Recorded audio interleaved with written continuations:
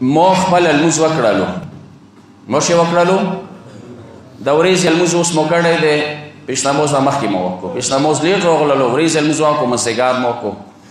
آیا دوباره اوسې ودرېدای شم همدا لمونځ اوسې بیا کولی شم که نه شم کوی مستحبه دی بهتره دی څه بیا یې اوسې وکړي سوچ مو شو خبره مو وکړلو عامه سمه سره یوړل جامع لمونځ شروع شول بیا اوسې ودرېږه خپل ظهر لمونځ و خپل مازدیګر لمونځ دوباره اعاده یعنې دوباره یې اوسې کوی شي قضا نه ادا کوه شکسته دا خبره ښه سول دی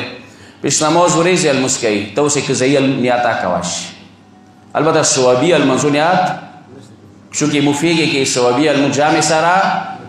نه کېږي بدعت دی حرام دی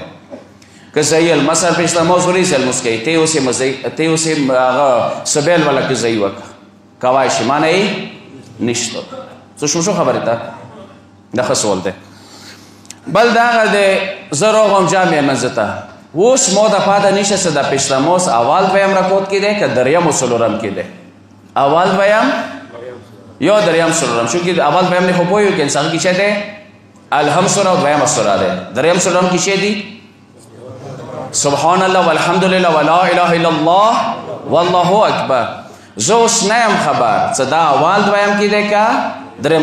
که دریم څلورم کې وي بیا به زه څه کوم الحم سوره یا یې کنه الویلم به قل الله سوره به الویلم که هغه اول دویم کې دی بیا مو ته نه دی پکار چې زه الحم سوره یا قل الله سوره الویلم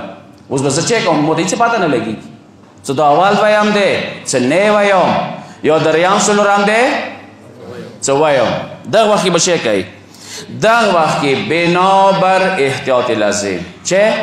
بنابر احتیاط لازم ته پکار دی الحم سوره قل الله سوره وایي چه وایه که چیرې دریم څلورمو خو ته وظیفه ادا شوله ایته چه ادا شوله که چیرې اول دویم و ایته لمونځ سره خراب نشو لمونځ چه دی صحیح دی صلی الله علیه محمد علی محمد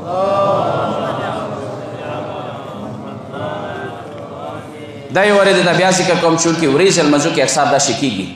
راغم پاته نه لګېږي چې دا اول دی دویم دی دریم څلورم دی ته به الحم سوره قل الله سوره الویلي که دریم څلورم و چه وشوله وظیفه ده ادا شوه که اول دویم دی لمونځ خراب نشولو بله مسله وکړي د هغه دی چې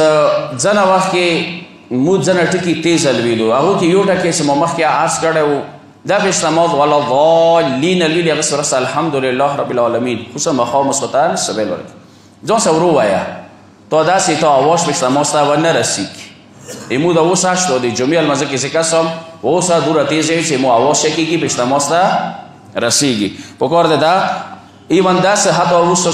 تاسو کې سوال وکړو سبدار صاحب وکړو چې مثلا زه قضایي لمونځ کوم پیشنماز ورځې لمونځ دی ما اوسې څه دی سبیل که صحیح ده سبیل خب تیزی آئی کن خود چونکه پیشنماز سید الویلم